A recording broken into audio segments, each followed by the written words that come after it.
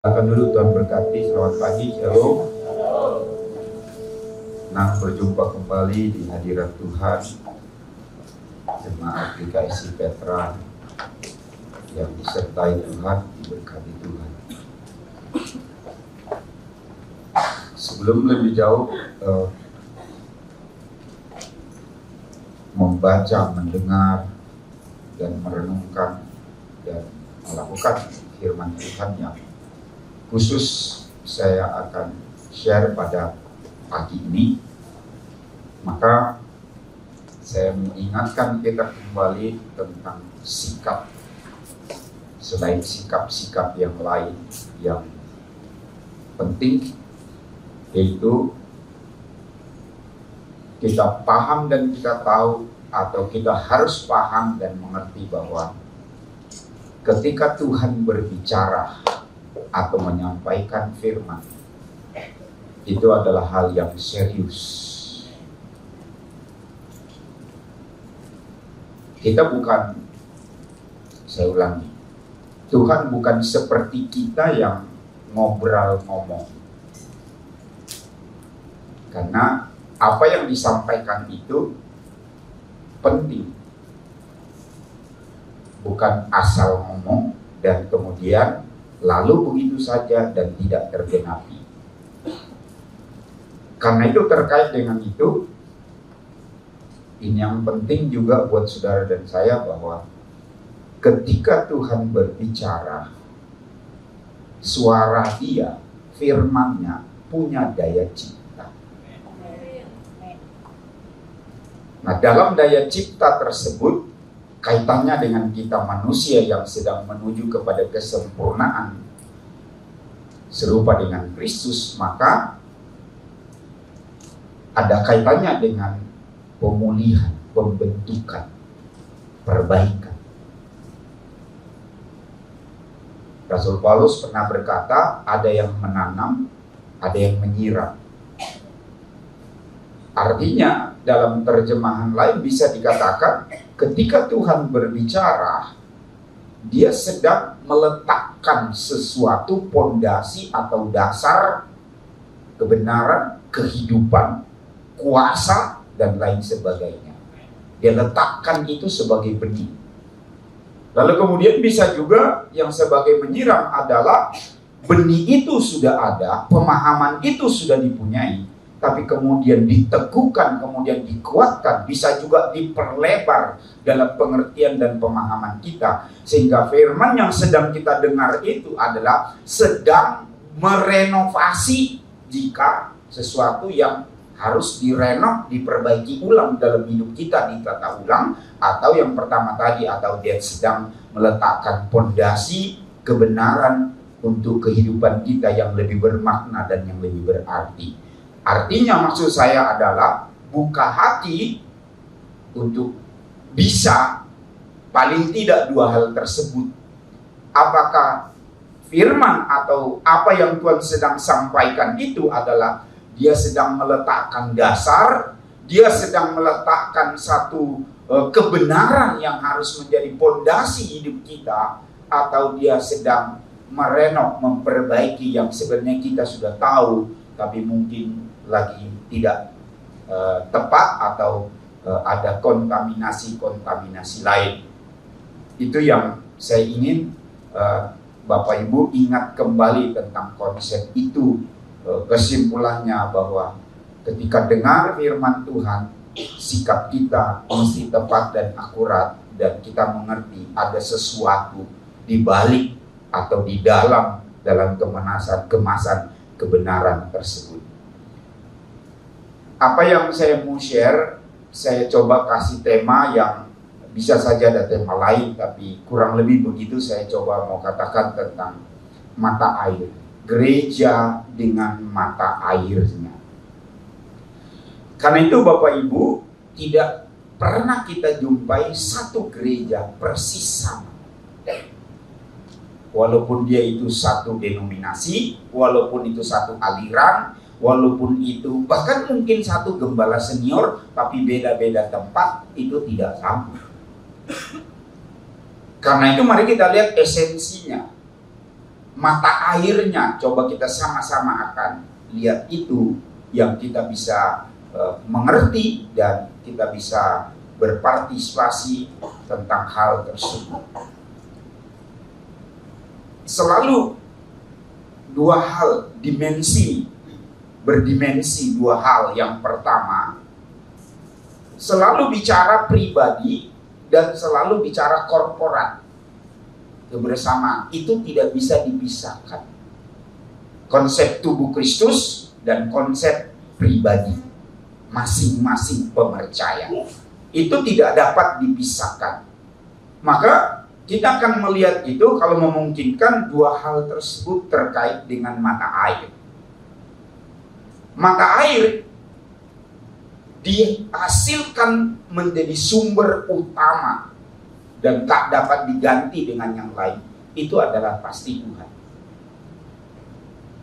Tapi kemudian mata air yang juga terkait satu dengan yang lain berikutnya adalah masing-masing saudara dan saya itu sebagai sumber air atau mata air atau pemantul tepatnya. Datang dari Tuhan dan kemudian di dalam diri kita lalu kemudian memancar keluar secara pribadi, dan kemudian sumber mata air yang ketiga adalah korporat atau gereja. Ada mata air yang dipancarkan dari gereja tersebut. Mungkin ada yang berpartisipasi memang cukup kuat, tapi yang lain juga ada partisipasinya, sehingga keseluruhan anggota jemaat tersebut memiliki pancaran air bersama yang punya warna berbeda dengan gereja lain. Bisa juga disebut itu adalah kehidupan rohani di gereja tersebut. Nah, hal ini bukan budaya, ini bukan doktrin, ini bukan tradisi, tapi agak sedikit sangat karismatik atau sangat profetik. Itu adalah, ini memang sangat rohani banget. Ini sangat rohani. Nah, karena itu kita akan mulai melihatnya. Yohanes pasal 7 ayat 37 sampai 38. Yohanes pasal 7 ayat 37 sampai 39, sorry.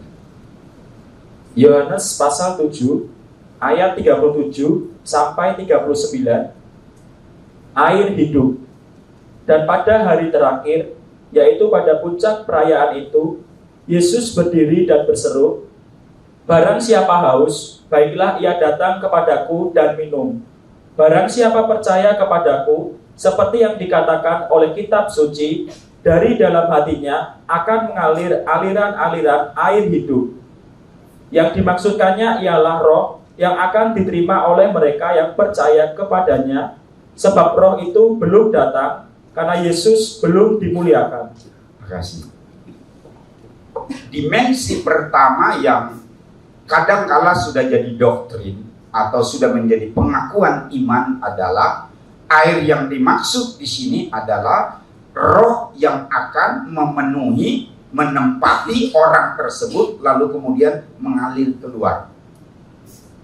Itu satu doktrin, itu satu kebenaran, satu pengajaran yang sudah umum, artinya kita sudah paham, kita sudah mengerti itu. Tapi saya akan membawa pada dimensi yang lain, melihat dari dimensi yang lain yang tidak terpisahkan dengan konsep Roh Kudus atau peran Roh Kudus dalam hidup seseorang. Saya akan lebih fokus kepada konsep air tersebut dalam artian fungsi, makna, keberadaannya. Contoh, bisa saja ada orang yang tanda kutip dipenuhi Roh Kudus, tapi tidak ada kesegaran,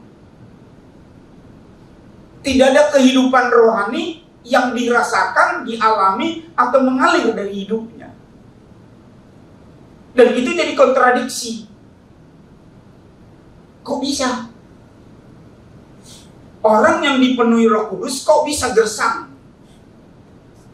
Orang yang sudah dibaptis Roh Kudus kok bisa kehidupan rohani tidak nyata? Itu kontradiksinya. Nah, karena itu saya mau lihat dari dimensi ini. Tentang kenyataan buah. Bagaimana air itu mengalir. Dimulai dari sumber. Kristus berkata, pada hari terakhir puncak perayaan, ibadah utama gereja pada waktu itu, atau pemercaya, bukan gereja, bangsa Yahudi, hari raya Paskah. Ada salah satu hari raya besar dari 3 hari raya besar yang dirayakan tiap tahun. Maka puncak perayaan itu adalah terkait juga dengan pondok Daud, Pentakosta, katakan di situ. Maka Kristus hadir di situ dan merayakan, lalu kemudian dia menyampaikan kebenaran. Dia berkata, barang siapa haus, baiklah ia datang kepadaku dan dia menjadi sumber air tersebut. Nah, dari sini kita sudah lihat dia dimensinya 2 sebenarnya. Dimensi tentang Roh Kudus, tapi juga dimensi tentang pekerjaan Roh Kudus atau hal-hal yang lain, pekerjaan Tritunggal ada di situ. Itu karena kita lihat di sini, barang siapa haus. Tidakkah semua manusia sedang haus? Hanya tidak semua sadar. Atau hanya merasa haus secara jasmani. Tapi apakah orang haus akan Tuhan? Haus akan kebenaran? Haus akan hadirat Tuhan? Haus akan kebersamaan dengan Tuhan? Haus untuk dituntun oleh Tuhan? Lapar, dahaga, dan haus untuk selalu bersama dengan Tuhan? Dia merasa belum cukup, belum memuaskan, masih terus mengejar untuk terus tiada henti, untuk terus ada di jalan itu, untuk selalu lapar dan haus akan Tuhan. Saya bilang tadi, kalimat saya ada kontradiksi. Orang-orang yang bergerak atau katakanlah dipenuhi dan dibaptis Roh Kudus dan mengabaikan dimensi ini, rasa lapar dan haus akan Tuhan, itu pasti akan bermasalah. Itu pasti akan merusak tatanan air itu. Karena dimensi tentang kehidupan Kristus yang jadi sumber air, yang membuat mata air, ayat 38 itu, membuat orang tersebut dari dalam hatinya akan mengalir, itu bertentangan dengan konsep itu. Sehingga itulah sebabnya kita menjadi gereja yang hambar, tak nikmat, kayak perkumpulan biasa yang punya sukacita dan damai semu sementara, senang-senang waktu terbatas, sesudah itu hilang lenyap, kembali kepada aslinya semula, tanpa sukacita, tanpa damai sejahtera, kehilangan shalom. Apa arti shalom? Tuhan beserta, Immanuel, Tuhan beserta. Apa arti Tuhan beserta? Ya, Tuhan beserta. Jadi kalau saudara tidak disertai Tuhan, tidak beserta Tuhan, ya hilang shalom. Situlah konsep-konsep. Lalu saya menjembatani 2 hal tersebut. Saya sampaikan apa esensinya, sebenarnya apa. Agak sulit memang, tapi ya kita cobalah. Mata air itu, mata air kehidupan itu ada di mana, seperti apa. Yang saya mau ke situ tentang yang sudah mengalir keluar. Sudah ayat 38. Saya ulangi, barang siapa percaya kepadaku seperti yang dikatakan oleh kitab suci, dari dalam hatinya akan mengalir. Sudah mengalir dari dalam hatinya.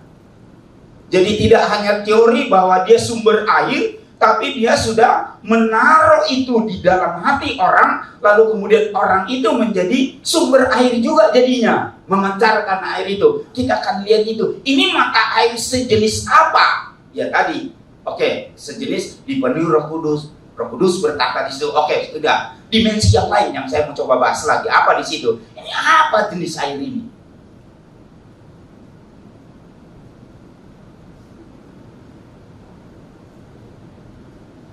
Keran di bawah yang atau di kamar mandi mengeluarkan air itu mata air bukan? Bukan. Mata air ada di mana? Di sumur. Ya. Tapi yang lebih jelas di mana? Ada di gunung. Lalu identitasnya dia itu apa? Dia berada di tempat yang bisa tinggi, ada lembah dikit, mungkin ada di situ, itu bicara posisi. Lalu, kalau mata air ada di situ, pasti apa? Pasti apa? Ya, mata air ada air. Masih, selanjutnya. Udah. Selanjutnya apa? Ada kehidupan, ada tanaman di sini. Besok saya mau bicara sama Mbak Tuan di sini kalau saya berani besok. Saya akan ngomong di sini. Kalau sudah nggak ada pertumbuhan di gereja itu artinya mata air udah nggak ada atau bisa sudah terkontaminasi. Doain supaya saya berani besok ngomong.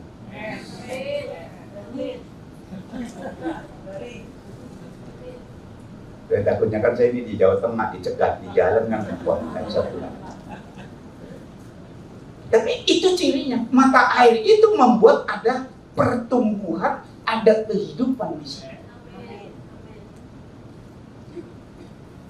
Kenapa saya bilang saya perlu berani? Kenapa?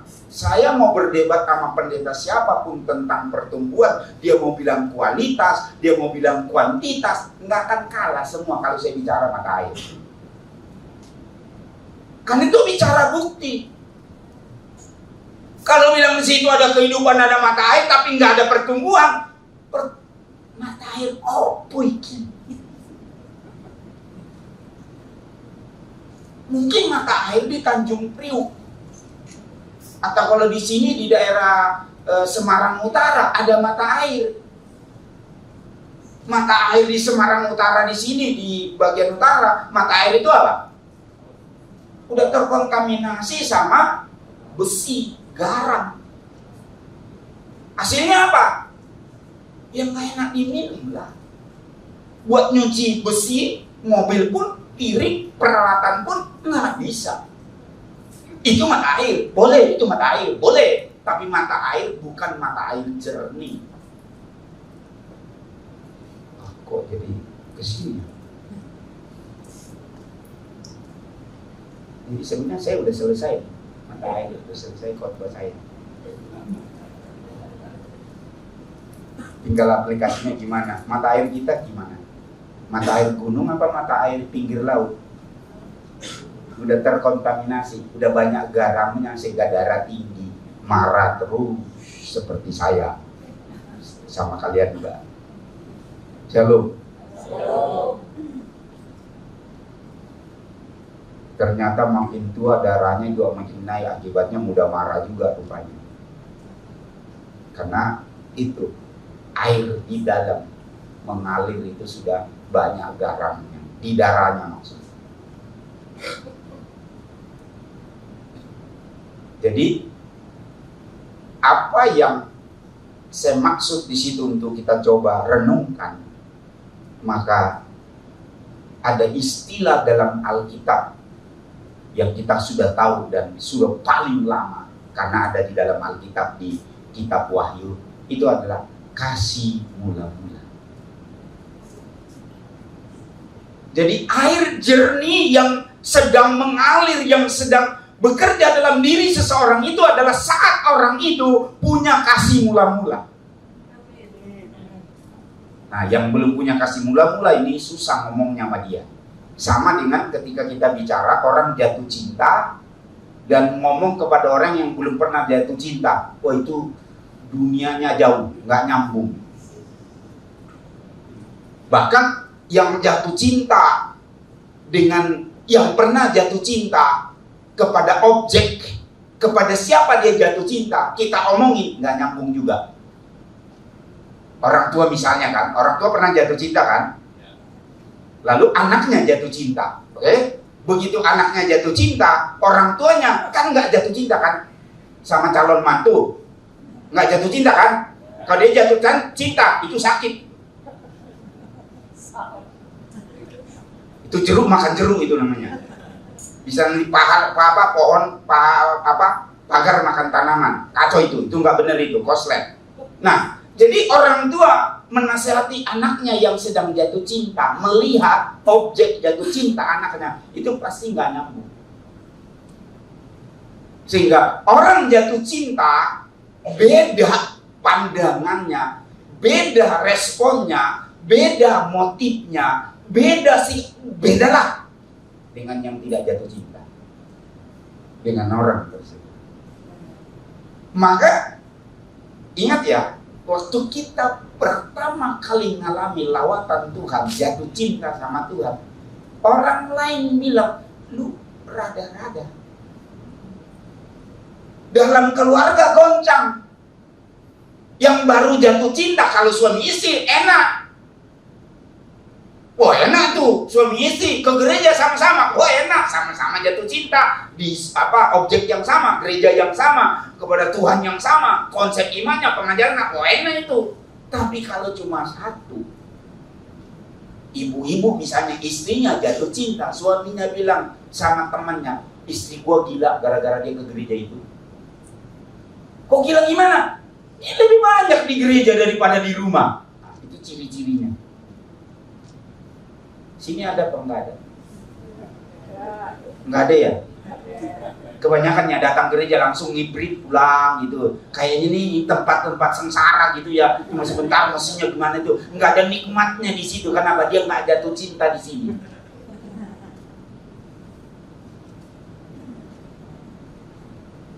Ada rata-rata. Pertanyaan kedua, masih enggak? Atau sudah terkontaminasi? Atau udah ada yang lain?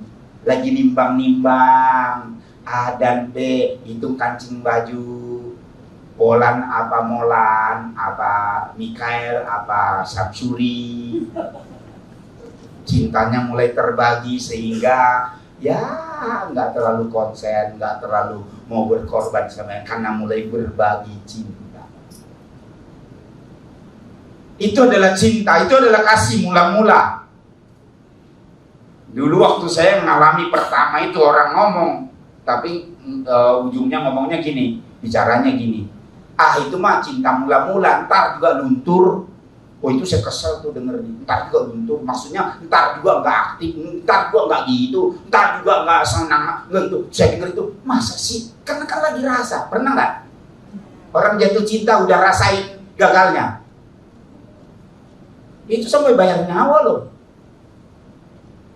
Si calon mertua galaknya minta ampun di dalam, di jam 11 malam. Oh dia anggap aja tuh anjing lagi batuk di belakang. Nggak ada rasa takutnya, nggak ada rasa resikonya, itu nggak ada. Berakhir enggak. Udah ntar juga kamu pisah, dia enggak. Ini satu-satunya. Sampai ngomong apa? Beribu-ribu bintang di langit, satunya itu cuma dia itu. Itu kehebatan kualitas dari cinta mula-mula itu, kasih mula-mula kepada Tuhan. Itulah yang saya bilang mata air, yang sudah memancar dari diri kita, yang sedang mengalir dari diri kita. Itulah dia yang namanya kasih mula-mula. Kapan terbentuk? Waktu bertemu dengan sang pusat, sang sumber dengan benar. Saat itu sumurnya mengalir ke kita dan menjadi mata air di situ. Ayat ini bilang, dari dalam hatinya akan mengalir aliran air hidup. Itu sebabnya ketika orang alami itu, selain tadi itu, itu sukacitanya. Beda dengan ketika dapat lotre, dapat hadiah, dapat ampau, beda. Nikmat mana? Cinta mula-mula atau hadiah? Jangan mungkin sama yang lainnya. Jawab sesuai pendapatnya ya. Oke. Regu A.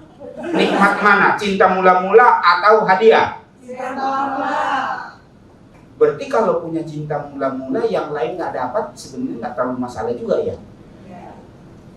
Lagi mikir, berarti cinta kamu meragukan itu.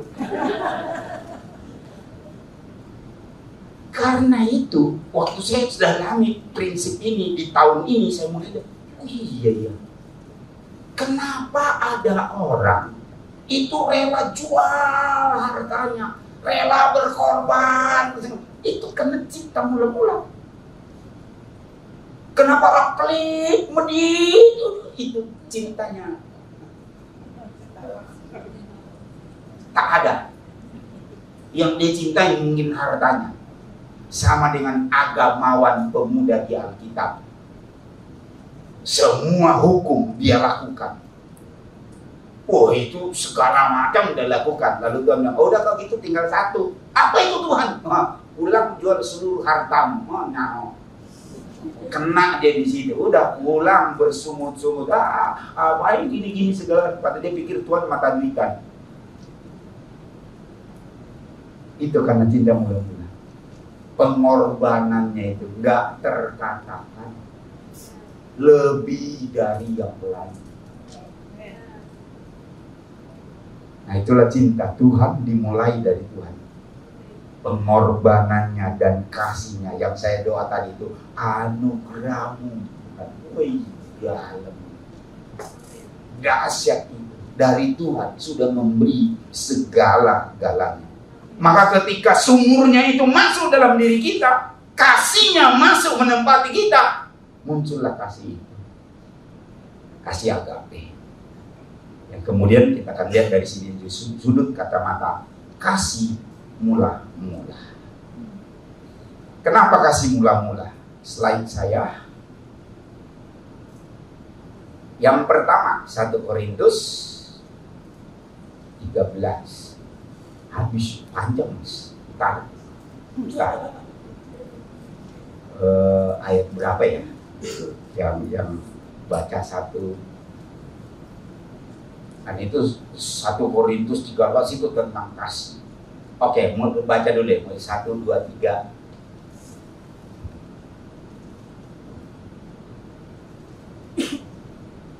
Satu Korintus pasal 13 ayat 1 sampai 3. Kasih. Sekalipun aku dapat berkata-kata dengan semua bahasa manusia dan bahasa malaikat, tetapi jika aku tidak mempunyai kasih, aku sama dengan gong yang berkumandang dan canang yang gemerincing. Ya, bisa punya bahasa, segala macam bahasa, tapi tanpa kasih, maka itu gong.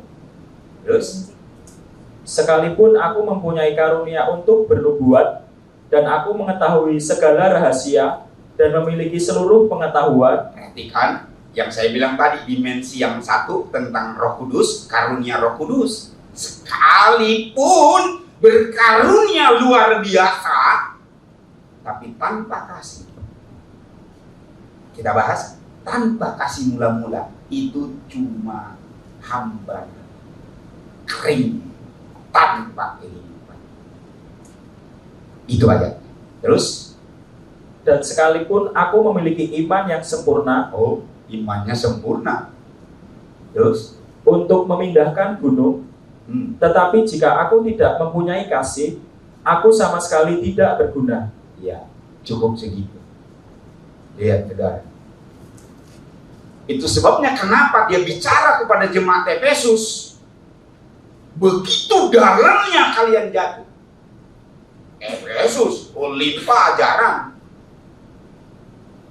rasul, mereka Bileam minggir, nggak laku itu semua. Soal setia, setia. Soal sungguh-sungguh. Nongkrong di gereja, kalau perlu naik di di atas hubungan gereja, jaga gereja, jangan ada burung datang berak di situ. Dilakukan, tapi mereka kehilangan kasih mula-mula. Wahyu pasal 2. Mereka kehilangan kasih mula-mula sehingga aktivitas rohani loh. Aktivitas rohani, bernubuat, melakukan pelayanan di segala macam, tapi sudah tidak dengan dasar kasih mula-mula. Dia bilang apa? Go. Iyalah, waktu orang kasih mula-mula, apa yang dilakukan itu tulus, bukan bulus, spontan, tak direkayasa, tak diingini oleh keinginan nafsu manusia. Dasar pondasi kasihnya itu agape, agapos, Allah, ilahi.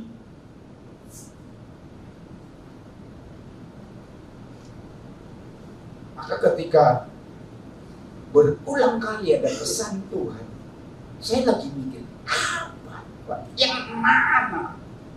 Masalahnya di mana? Desember, Januari baru saya, ini tuh kasih mula-mula tuh yang hilang dari itu. Saya ngomong dari ini kan gak enak ya, dari ini kan gak enak ngerancangin diri sendiri, apalagi dari itu repot gitu. Jadi dari itu yang itu gitu. Jadi aktivitas masih jalan, tapi kehidupan sudah nggak ada. Mata air masih muncrat, apalagi di kedalaman 20 meter di utara situ. Itu udah keluar menyembur. Tapi input garam, pasir, kotoran yang lain. Makanya saya bilang waktu mau pandemi, Tuhan mau datang. Enggak, saya bilang. Walaupun buat saya lihat, ini bahaya Pak. Bayangkan kita pendeta takut juga keluar.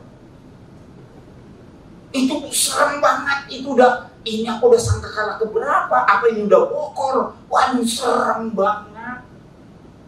Tuhan mau datang. Batin saya bilang enggak. Kenapa? Kan mesti ketemu Tuhan tanpa cacat celah. Amin. Masa masih bawa pakaian daster, belum mandi, belum sikat gigi mau ketemu Tuhan. Tuhan bilang, mandi dulu. Maksud saya rasa betul gereja kita itu belum layak lah ketemu Tuhan fisik dengan fisik. Angus kita. Begitu kudusnya, begitu tulus banget. Ketemu sama bulus. Angus.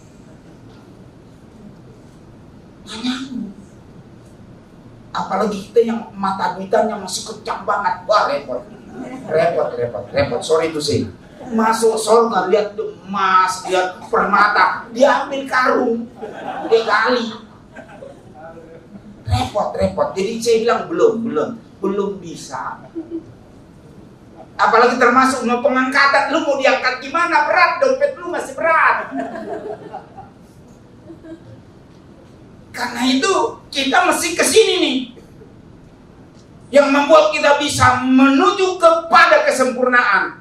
Titik startnya itu dikasih mula-mula. Kalau enggak, dia bilang bahasa yang luar biasa, bahasa yang luar biasa, bagai gong. Terus karunia dan iman yang luar biasa, apa? Tak berguna. Waktu saya tulis tidak berguna, saya udah khotbah sekali, tidak berguna. Karena ini konsep saya sekarang nih. Saya lagi mikir, karunia tak berguna. Saya salah kali. Saya cari lagi ayatnya. Kali. Oh iya, memang dia bilang tak berguna. Buat siapa? Coba kita lihat. Buat siapa sih tak berguna? Buat siapa coba?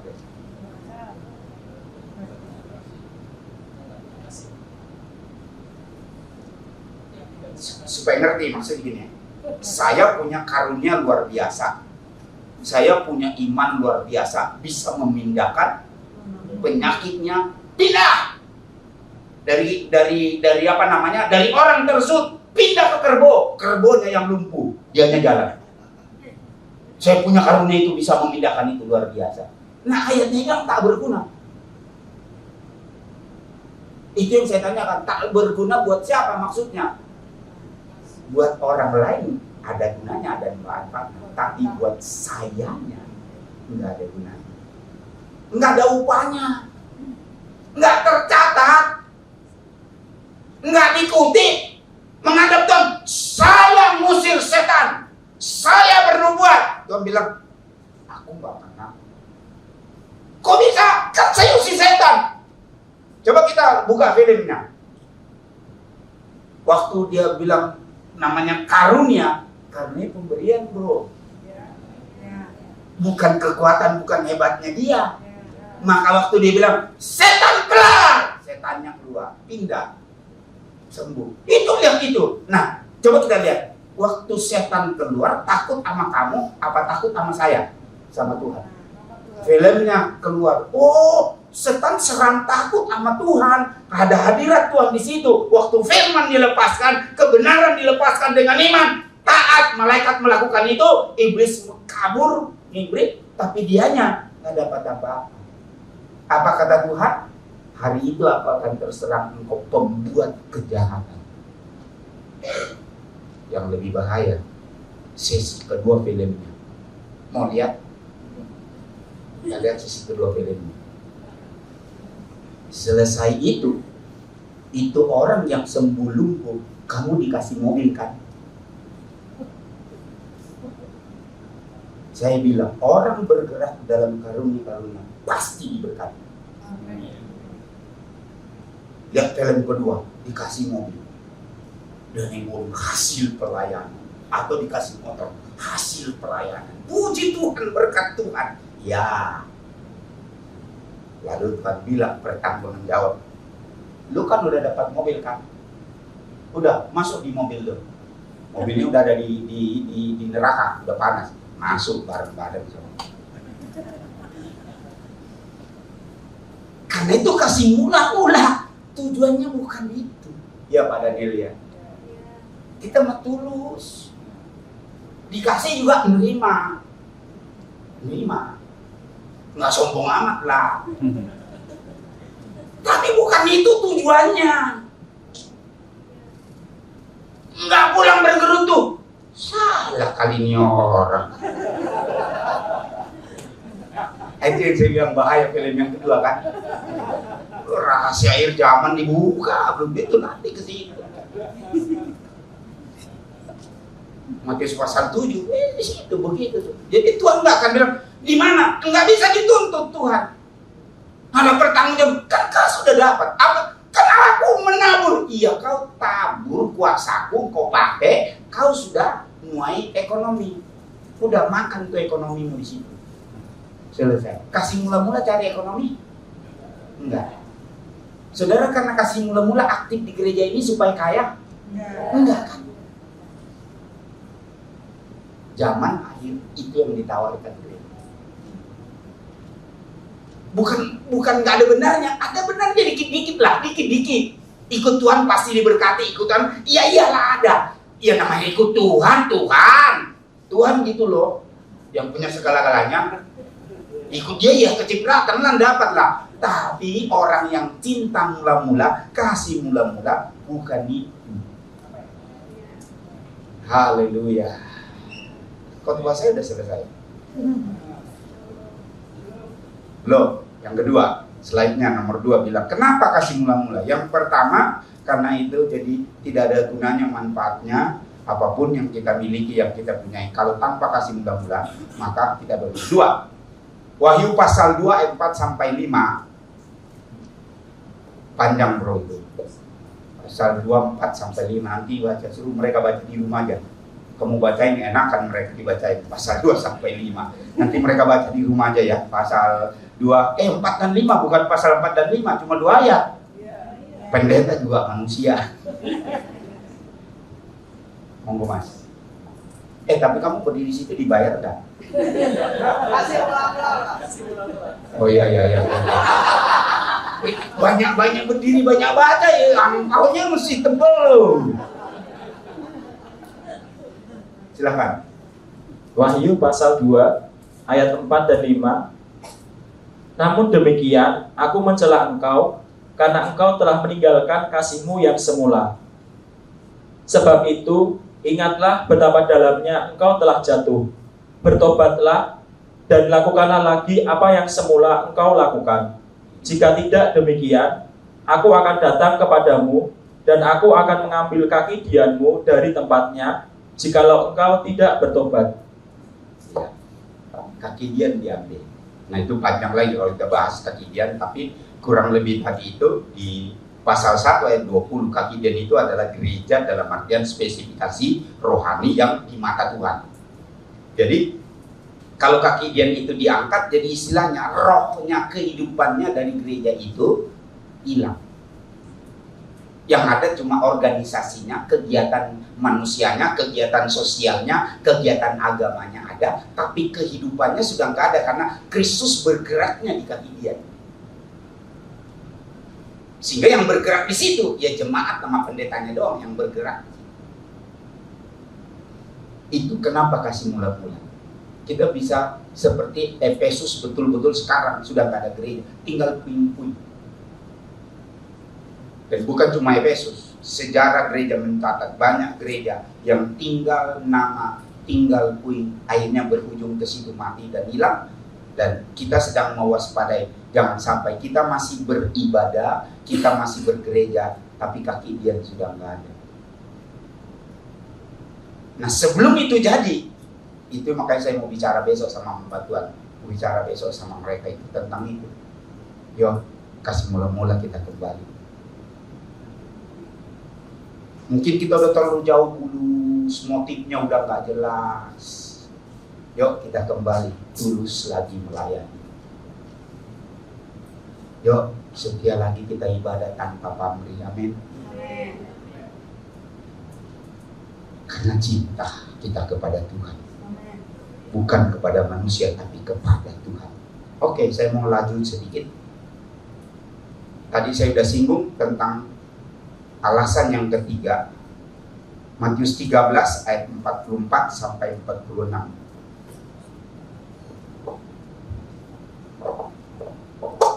Karena kasih mula-mula.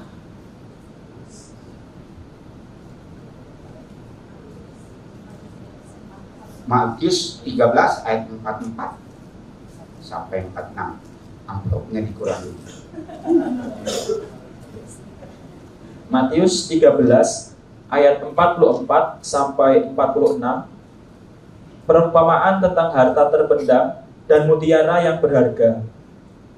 Hal kerajaan sorga itu seumpama harta yang terpendam di ladang, yang ditemukan orang, lalu dipendamkannya lagi.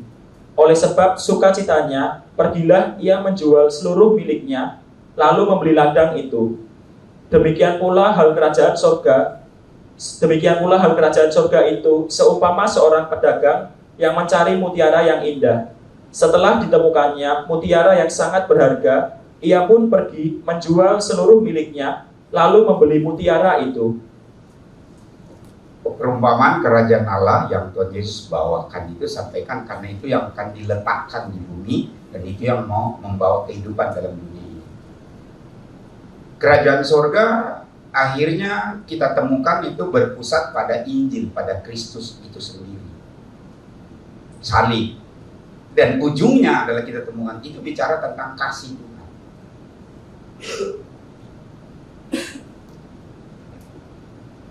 Maka bagaimana saudara menghargai kasih Tuhan? Bagaimana saudara menghargai tentang Yesus, tentang Tuhan Yesus? Bagaimana penghargaan saudara? Bisa saudara karena Yesus saudara jual seluruh hartamu demi Yesus? Itu dia. Bisa kalau orang kasih mula-mula.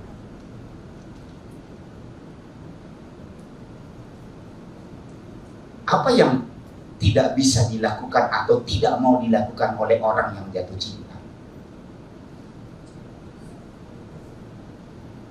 Pengorbanan apa yang tidak bisa dilakukan oleh orang yang membara cinta? Dia bisa mati, mau. Dia bisa menunggu, bisa. Kasih Allah tanpa batas, tanpa wujud. Yang biasa kadang-kala dalam pernikahan berupa cincin yang bulat, tanpa wujud, tanpa akhir. Jadi kenapa kasih mula-mula? Ya kalau tanpa kasih mula-mula, pengorbanan kita itu seret, sulit, lakukan dan bersungut-sungut kayak Marta. Melakukan mungkin pengorbanannya kelihatan lebih dari orang lain, tetapi mengeluh, capek, lelah, ibadah 3 jam, berat. Tapi orang cinta mula-mula 3 jam di sini, tar sore 3 jam, tar malam 3 jam lagi, suka cinta tuh. Karena kuasa, kualitas dari kasihnya, cintanya itu nggak terkatakan. Ini gampang. Kalau saudara udah mulai hitung-hitungan, mulai malas-malasan, mulai bosan-bosanan, mata airmu sudah bermasalah.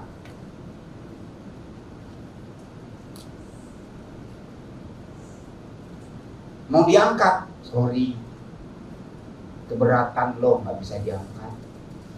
Bukan Tuhan gak mau angkat, kau nyantar kabur. Pengangkatannya di timur, kau lari ke selatan, nggak diangkat. Nggak peka, nggak tahu kapan pengangkatan, kapan siap, kapan waktunya. Dua kelompok pengantin yang tidak siap, tidak ada minyak persiapan. Waktu datang lagi baru sibuk mau doa puasa, telat. Baru sibuk mau berbenah diri, udah telat, udah di atas semua, udah diangkat semua. Sebelum terjadi itu, maka kita mulai benahi. Secara spesifik, slide berikutnya agar kita selesai. Saya 2 jam khotbah.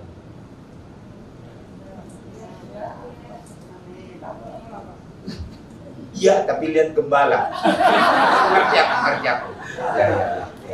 Oke.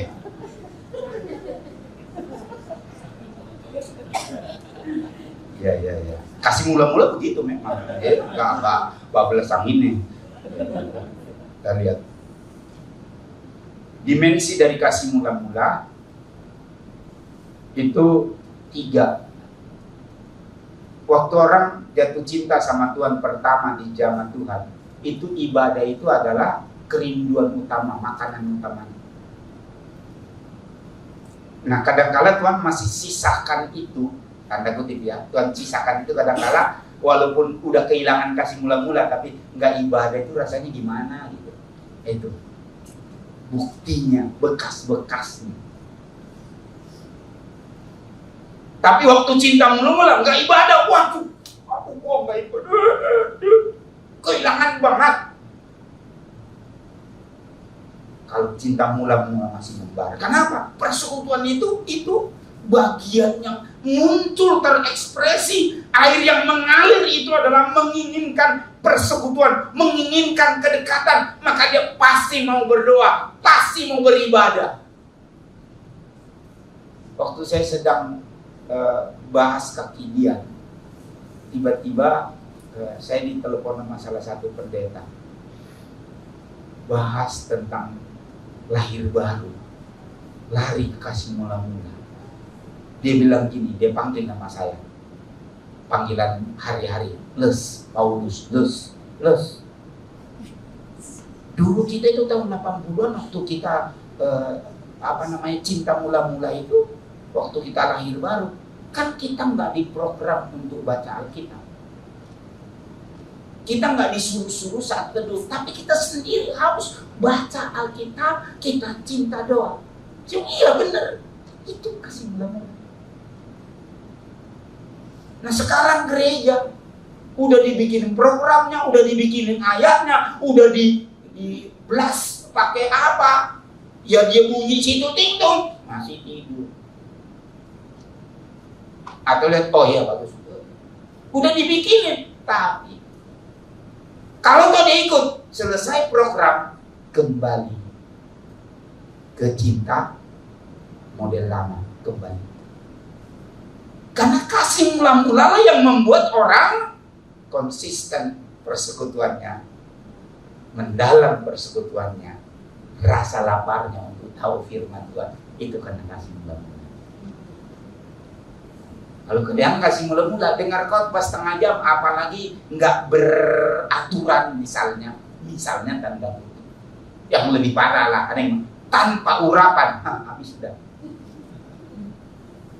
Dari bangku depan sampai belakang, pasti kita akan temukan orang sedang merenungkan firman Tuhan.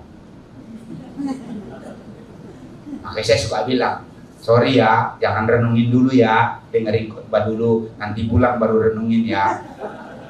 Saya suka ngawasin tuh, yang belum apa-apa udah renungin. Benar juga itu.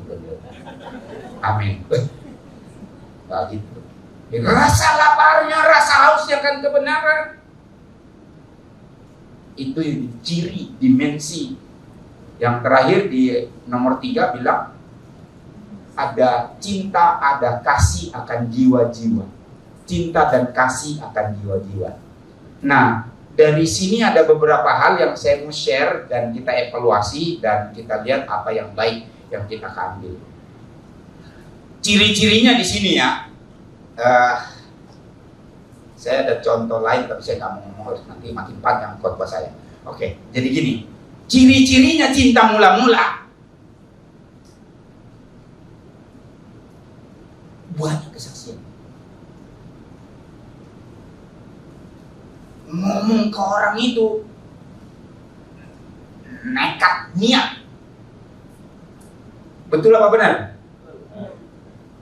Ada orang jatuh cinta sama Tuhan lalu dia di kamar doang diem. Terima kasih Tuhan. Terima kasih Tuhan. Tidur, bangun, makan. Terima kasih. Lagi enggak. Ada yang jatuh cinta begitu sama Tuhan? Dia ada waktu dia tuh mau ngomong. Gue mesti ngomong nih sama teman gue nih. Gue mesti ngomong sama orang tua gue nih. Gue mesti ngomong sampai ada niat mau ngomong. Apa yang dia omongin? Belum sekolah lagi kita udah pokoknya Tuhan itu baik banget.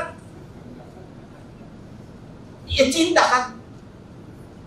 Membara dia mesti ngomong. Nah kadang-kala kan ya udahlah. Ngomong apa ya? Ngomong gini aja lah. Kayak ketemu makanan enak. Bakso enak sono, kasih tahu sono. Karena dia nggak mau bisa cerita enaknya bakso seperti apa, suruh datang aja. Maka dia bilang, lu ke persekutuan gua aja. Lu datang dong ke gereja gua. Lu pasti berubah lah. Itu karena cinta mula-mula ada di dalam sehingga dia mau berbagi. Salah satu esensinya di situ adalah mengenai cerita cintanya dia mengenai kebaikan Tuhan. Nah, ini yang saya mau share sedikit di sini. Sampai ibadah makin panjang karena orang jatuh cinta. Mbok A bersaksi, Mbok B bersaksi, Mbok C, semua juga mau bersaksi ya cinta mula-mula. Semua kan cerita. Dia bilang, puji Tuhan. Tadi waktu saya mau ke gereja, di luar pintu saya berdiri, tiba-tiba cecak jatuh peletak. Waduh, puji Tuhan banget. Coba dia kena kacamata saya, jatuh pecah. Saya nggak datang ke gereja, saya bisa cari kacamata. Itu cinta mula-mula. Shalom. Ngerti nggak? Ini rohani loh. Ngerti nggak? Tapi yang nggak cinta mula-mula, dia bilang apa? Oh, boy, apa urusannya cecak jatuh sama kacamata mbok? Biasalah cecak kepleset sendiri. Lagi mau nangkat nyamuk, lalu kemudian dia kepleset jatuh. Mbok ya tetap aja ke gereja, nggak ada urusannya. Nah, itu orang yang nggak jatuh cinta, nggak ada urusannya. Tapi orang jatuh cinta, ini bahaya. Semua disambung-sambung. Itu yang kita mesti waspada. Yaitu apa?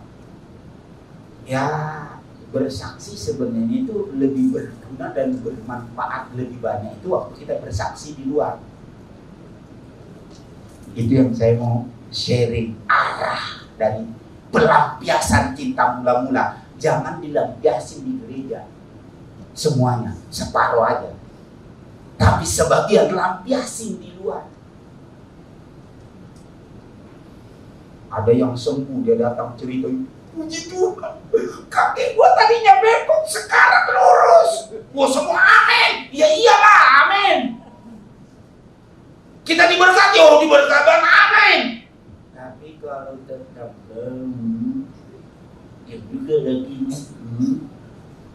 kau cerita sama dia, lalu timbul harapan, lalu dia sembuh dan bertobat, itu kan mujizat. Satu orang bertobat, beribu-ribu malaikat bersorak-sorak. Itu yang saya bilang, ini memang aliran terakhir ini memang mesti dilurusin dikit juga nih, supaya arahnya tetap misi itu keluar. Jangan sekarang berebutan mau khotbah, langkain dulu mayat saya. Saya kehilangan mimbar dong kalau semua mau khotbah. Khotbah di sebelah sono, di dapur sono, di pasar sono, tentang Injil, dan itu nggak perlu meletik di situ. Butuh cinta mula-mula aja, udah selesai. Nah itu yang saya bilang, ini yang memang mesti dilurusin juga sih. Tapi udah terlambat, udah kesaksian udah nggak ada. Masih ada di sini ya. Udah mulai, tapi udah seret-seret kan. Nggak kayak dulu kan. Sampai dibatas-batasin. Kalau sekarang didorong-dorong, nggak ada yang mau. Nggak, itu kan keluarga kita kan gitu ya. Kita ngomongin kelebihan dan kekurangan kita. Tapi esensinya saya bicara kasih mula-mula. Itu ciri-cirinya dari sini. Haleluya.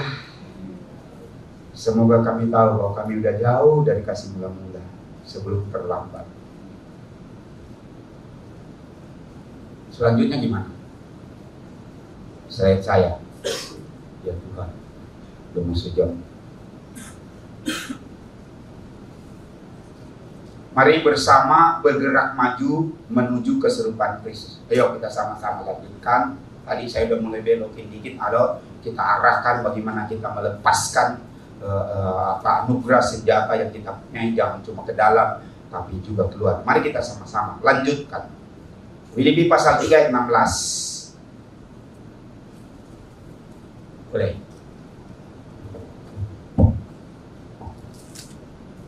Tetapi Filipi pasal 3 ayat 16. Tetapi baiklah tingkat pengertian yang telah kita capai, kita lanjutkan menurut jalan yang telah kita tempuh. Oke. Saya masih mau ngomong sedikit. Ada pendeta, ada orang yang kehilangan kewahyuan, kutak-katik Alkitab, nyampain pengajaran yang aneh-aneh. Apalagi ajaran itu perjanjian lama yang sudah digenapi di perjanjian baru. Itu sudah lewat. Jangan berkecimpung di situ. Itu yang membuat kita nggak bisa maju-maju, kita nggak bisa berhenti. Lanjutin, ini yang dari Tuhan, ini yang masih dikerjakan, atau kita dibawa kembali. Di dalam perjanjian lama, sibuk tentang nama Allah, sibuk tentang tata ibadah, sibuk tentang makan minum. Selesai di perjanjian baru.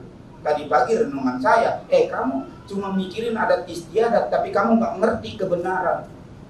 Kamu nggak ngajarin kebenaran kepada umat. Itu Yesus Tuhan kita tegur. Itu ahli Farisi. Apa? Karena mereka berkutat yang kulitnya.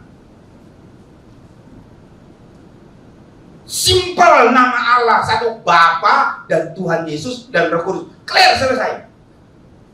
Jangan kutak-katik yang nggak perlu. Kita selamat bukan karena mengikut orang Israel. Kita selamat karena ikut Yesus. Clear, itu perjanjian baru. Jangan kita dibawa kembali. Lebih parah, dia perpuluhan dia kirim ke Israel, di gerejanya enggak. Salah loh. Nggak bisa gitu, karena dia enggak lanjutkan kepada jalan yang perlu ditempuh. Itu juga yang membuat kasih mula-mula jadi bermasalah kadang-kala, karena mulai ajaran yang aneh-aneh dimasukin. Mulai yang enggak, yang boten-boten itu masuk, akibatnya kita enggak terusin di jalan yang akurat, di jalan yang benar. Kasih mula-mula, seperti Efesus, ajarannya udah mantap, udah segala macam, mereka hilang kasih mula, kembali kasih mula-mula, jalannya akan laju. Apa yang sudah dicapai oleh gereja, yang sudah mulai dipulihkan itu, slide saya.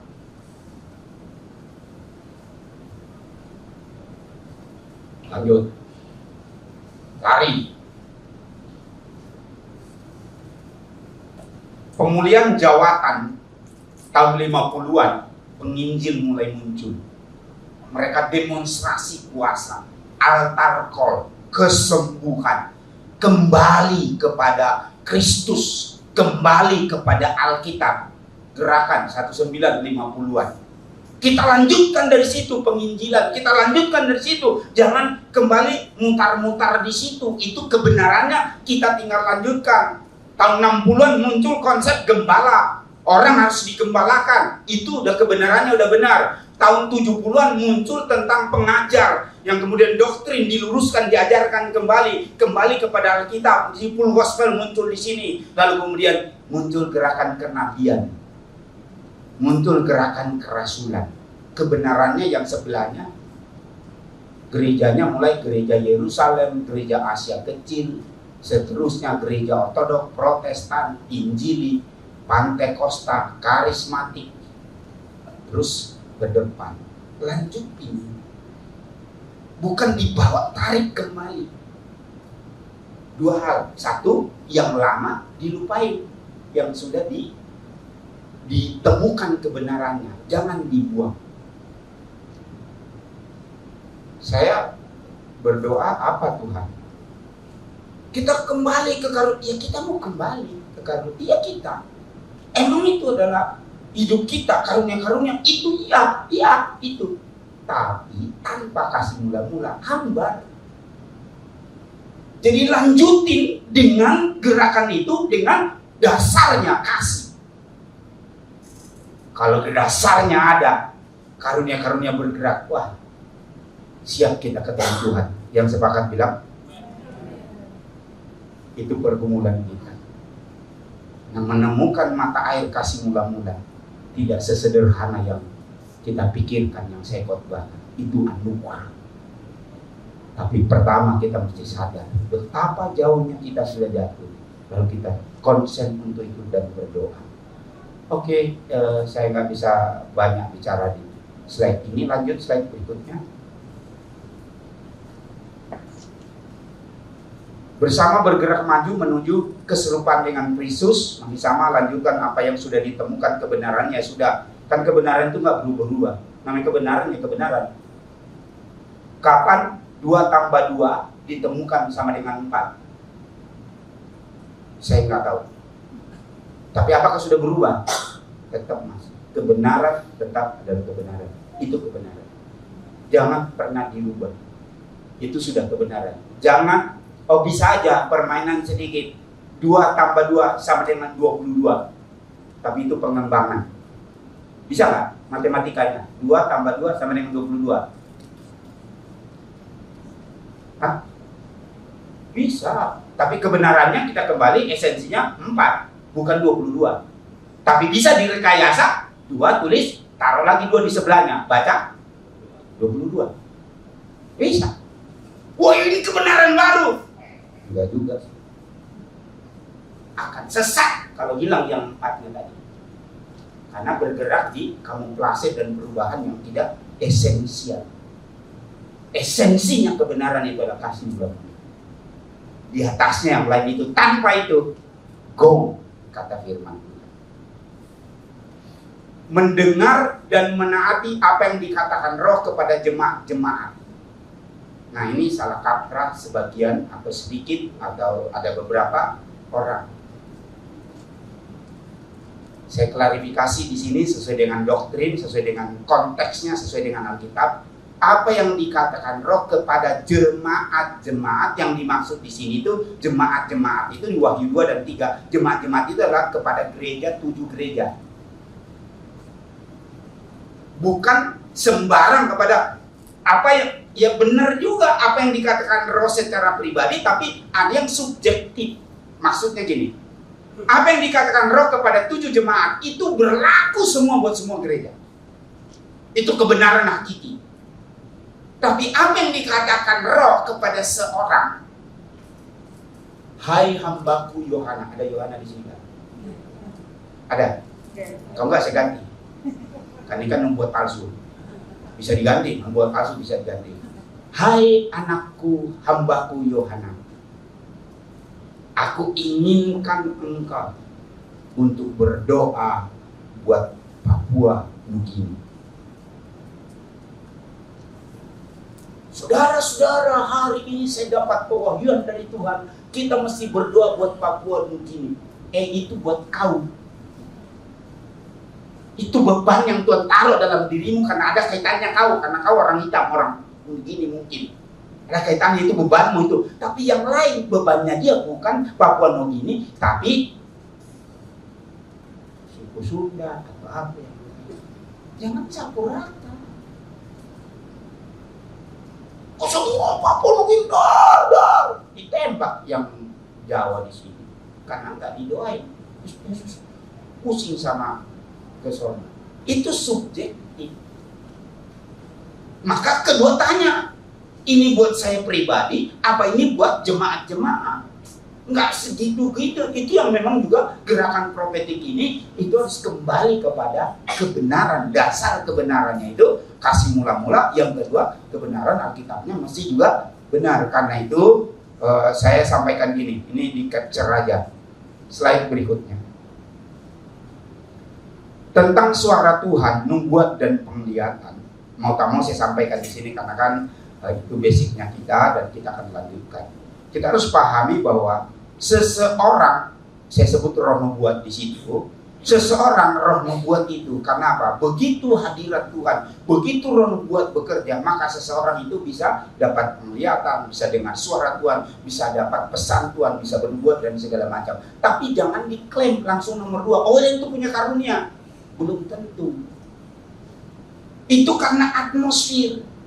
Itu karena memang alirannya di situ. Itu memang karena gereja di situ. Jangan langsung diangkat pangkatnya. Dia orang berkarunia. Ntar kasihan dia ntar kalau dia jatuh.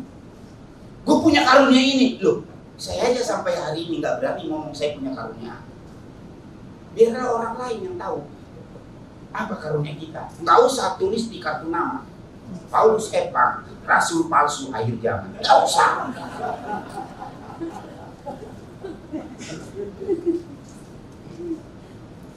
Bahkan jabatan kependetaan organisasi pun saya kadang-kadang nggak enak bilang tuh sama Ibu Meli. Saya omelin dia. Bu Meli jangan panggil saya ketua sinode ya, apalagi makan di meja makan diperkenalin, ini ketua sinode saya. Pulang saya marahin dia. Jangan. Kenapa?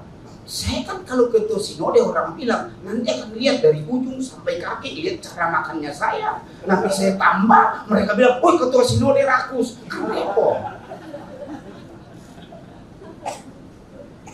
Nggak usah merugikan buat saya nanti itu. Nggak bebas saya bergerak. Itu tanya aja sama dia lah. Itu maksud saya. Jadi kadang-kadang jabatan itu buat saya. Ya udahlah, itu kan tempelan. Nanti mati hilang semua. Jangankan mati, 2026 udah mau selesai saya. Bahkan saya bilang percepat aja, ada yang mau jadi ketua sinode, kita cepat aja supaya beres ini barang. Dari sini ada yang mau?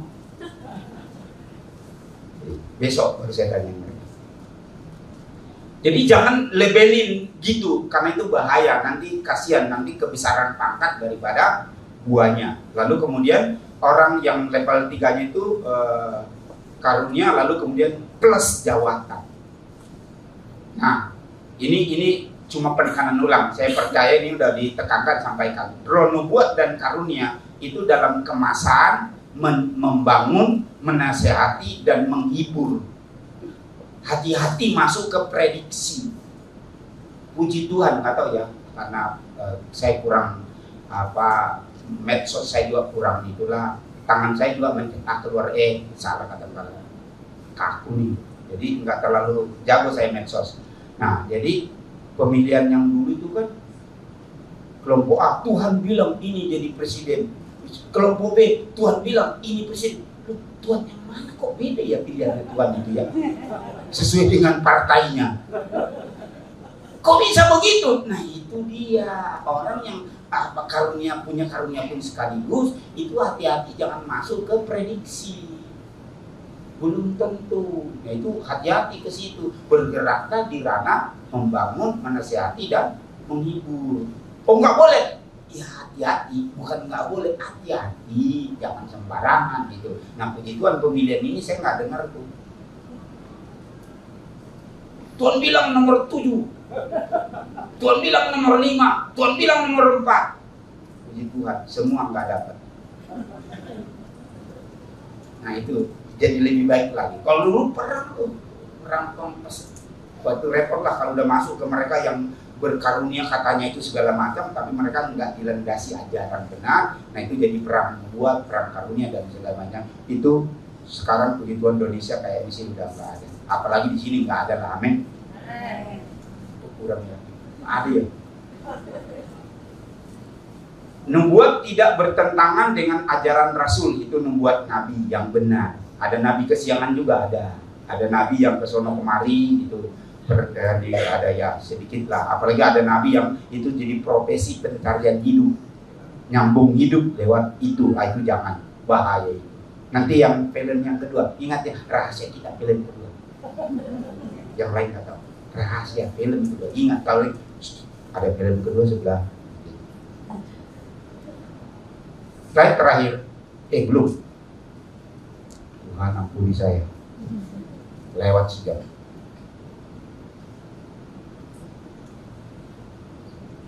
Tadi kalau kasih mula-mula kita udah kembali situ, lalu kemudian sedikit arah panahnya kita arahkan, tombaknya keluar.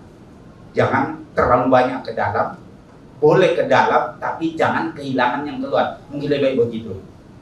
Boleh semua bersaksi di gereja, boleh, tapi jangan sampai tidak bersaksinya keluar. Jadi arah panahnya keluar. Itu gerakan gereja dulu itu kisah Rasul itu kenapa memborbardir Asia itu. Karena arah panah pemercaya itu mereka keluar. Potensi orang yang cinta mula-mula baru kenal Tuhan itu bersaksi di luar, itu efektif.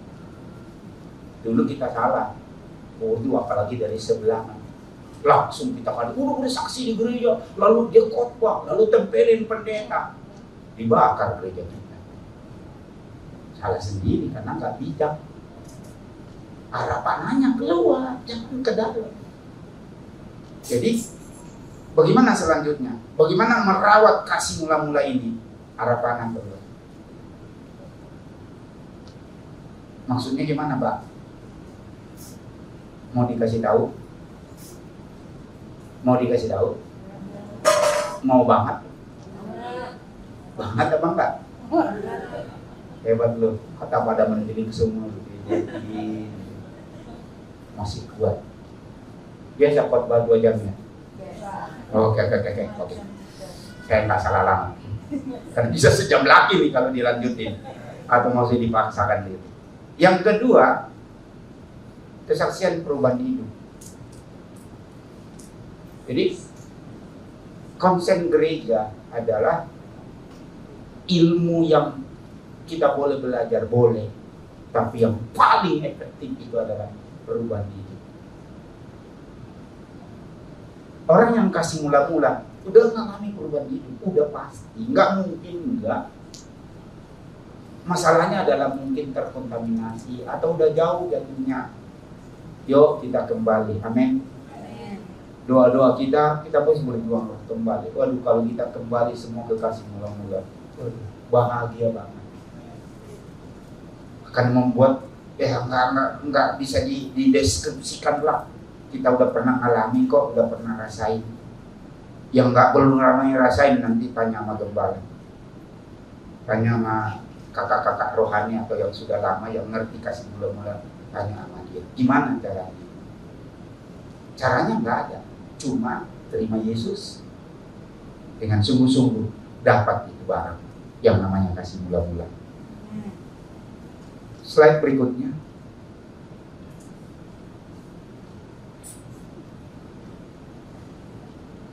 Ke dalam untuk pertumbuhan dan penyatuan. Nah, ini dia. Jangan sampai kita ada lagi salah lagi. Keluar. Nggak bisa tinggalin ke dalam.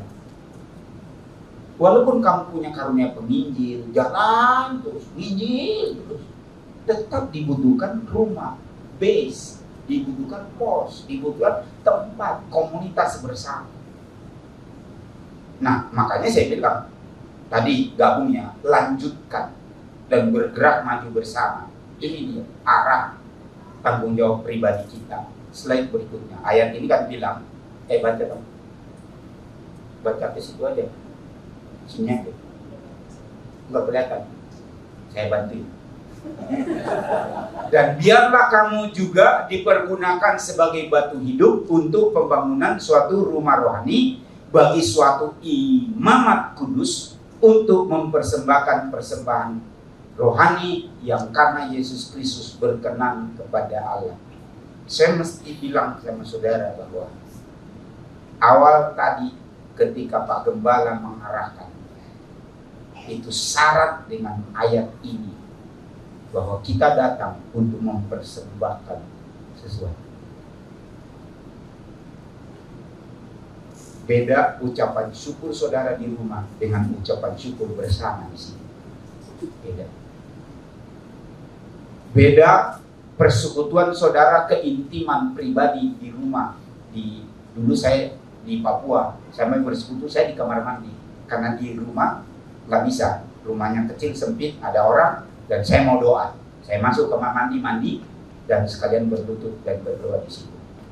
Bukan berarti enggak orang jadi mau masuk ke mandi, enggak, saya lihat waktunya. Bukan berarti saya penguasa kamar mandi lagi, salah lagi itu cintanya itu. Jadi merusak orang lain, apalagi kalau mau setor dan ini setor di tempat lain kan jadi repot, saya yang tanggung dosanya itu. Walaupun saya sedang laksanakan kasih mula-mula. Jadi nikmat saya berdoa itu termasuk di kamar mandi. Aneh sampai hari ini saya banyak dapat pewahyuan di kamar mandi. Karena kamu bingung mau khotbah apa, bukan nggak ada ayat, bukan nggak ada ini sekarang, tapi nggak klik gitu loh. Apa ini? Begitu mandi di kamar mandi, wah ini dia udah. Nah itu subjektif, itu pribadi saya. Terus semua mau doa kamar mandi lagi, oh hionya kencang di kamar mandi, jangan, bau, nggak enak lah. Oke, slide terakhir.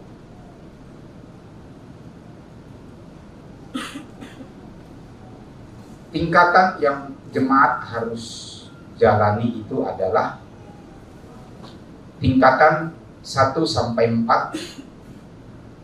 dimensi pribadi dan dimensi bersama. Ada tulisan. Jadi kamu yang benar-benar telah mengecap kebaikan Tuhan, itu namanya mengalami Injil, rasanya kasih mula-mula. Selesai? Enggak. Lanjutin yang kedua adalah bertobat, bersekutu dengannya dan mengkonsumsi firman, makanan sehat, makanan yang benar. Ayatnya itu di situ tulisnya. Nanti dikutip aja ya. Kalau kita baca lagi, ya nanti kelamaan. Saya udah mau selesai. Yang ketiga, menyatu dan tinggal di dalam Kristus. Ini juga berdimensi pribadi dan bersama. Menyatu, tinggal bersama dalam Kristus. Kayak gini nih, kita bersama kita dalam Kristus. Jadi kalau Kak di sini tuh Kristus jalan-jalan ke situ dan mengalirkan kehidupan. Terakhir yang buat saya konsen, saya mesti ngomong dari manapun saya mau bicara kasih mula-mula, karena kasih mula-mula itulah termasuk tidak hanya mengalirkan kasih, tapi mengalirkan kuasa. Orang lugu-lugu, kok percaya dia sembuh, dia doa sembuh tuh orang. Orang kehilangan kasih, ngerti, ini pasti sembuh nih, doain, tumpang kaki juga nggak sembuh-sembuh. Karena itu akibat kehilangan kasih mula-mula. Bahkan dalam ajaran bagaimana orang bergerak dalam karunia kesembuhan, kunci mereka keintiman. Dan yang kedua, belas kasihan. Kalau mereka bergerak di situ, itu jalurnya benang merahnya mengalirkan kesembuhan. Saya ulangi, keintiman dan belas kasihan. Dan ini diperoleh dari yang punya. Intim dekat dengan Kristus, dekat sama Kristus, belas kasihnya mengalir dalam diri kita. Dan begitu orang lihat, orang papa, orang masalah, timbul belas kasihan. Belas kasihan rohani, belas kasihan dari Allah, itu bisa melahirkan kuasa untuk menolong orang tersebut. Tapi belas kasihan natural yang biasa dari kita sebagai manusia, humanisme misalnya, bisa bukan kuasa yang keluar adalah dompet. Salah, bagus. Tapi kuasa belum tentu. Tapi belas kasihan yang datang dari Allah mengalir, itu bisa menyembuhkan, bisa membawa kuasa. Itu pentingnya kasih mula-mula kembali. Kita geluti, kita cari mata air itu biar dia membual, mengalir keluar. Dan yang keempat terakhir di situ, kita menjadi batu hidup dituang, ditata. Sedikit.